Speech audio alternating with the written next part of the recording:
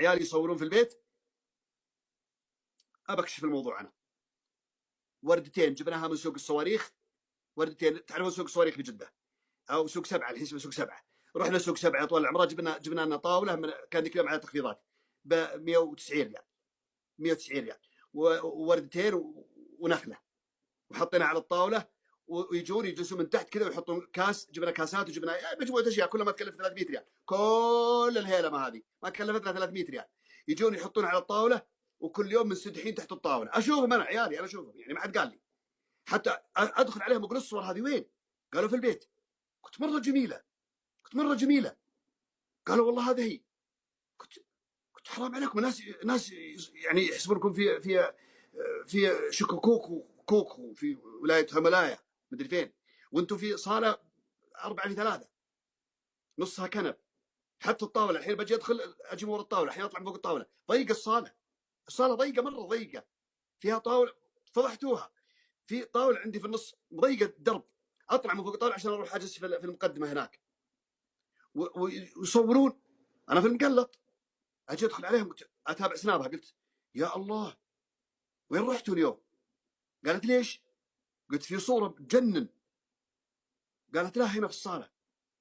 قلت وين؟ قالوا هذا هي. قلت حرام عليكم يا مزورين، يا مزورين، حرام عليكم. اللي بيشوفكم حاطين فلاتر خلفيه بحيث انه كان الجدار فيه ديكورات وفيه مدري ايش ما في شيء. حتى الشاشه كبيره 75 وهي اصلا 42 شاشه 42 ومصور بعدين تنسدح كذا تطيح على راسك تقعد تبطح ساعه عشان تصور. قلت يا بنت الحلال